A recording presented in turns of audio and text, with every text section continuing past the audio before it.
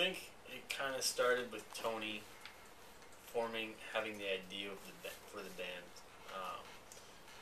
wanting to do a piano rock band. And when he first told me about it, I was skeptical because I had never really heard his voice as a rock voice.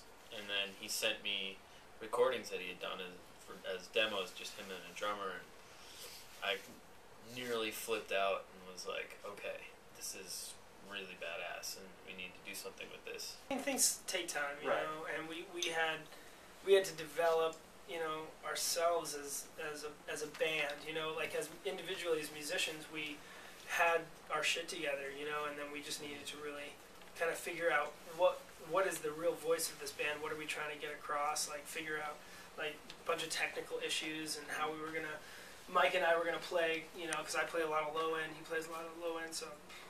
And then we were like, oh, we're just going to do everything ourselves. We're going to mix it. So we started mixing, and it just wasn't coming out right. So,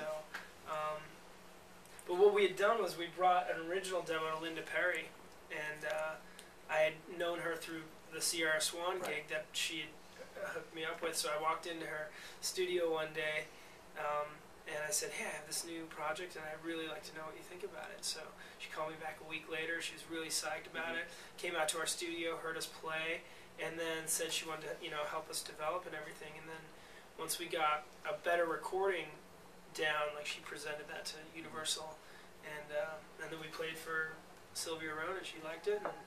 And then things really started rolling, you know. Then we needed to make a real record with real pianos and like a rock producer or somebody who had real like great credibility in the rock world, you know. And that was how we got to we got Dave Sardi, which was amazing, you know.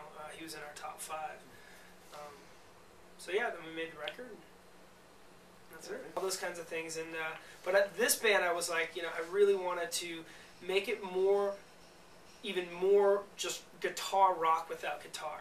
You know, trying to play more chords and simple stuff on piano that wasn't going to be as jazzy, just staying away from it. When we got to playing and started putting the songs together, I got the idea to just do everything that I wanted to do sound-wise with the bass. So it was a little more of a challenge, but it forced me to just get more creative with the bass and with my parts, and I'm not trying to be a lead guitarist, but I'm definitely taking sort of the Tom Morello riff approach. It just, you know, it worked from the first time that we had our first like rehearsal, and Tony and I played and ran over the song once, and then Mike came in and was just like, okay, this works, it's easy, it makes sense, and we totally get along. We did. Yeah, just Europe. non-stop touring.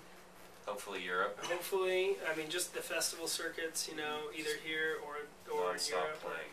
Just like constantly playing. Hopefully, you know, have a little bit of time to write, which I haven't really had as much time to do. But I think the goal for us is, you know, to get on a fucking bus.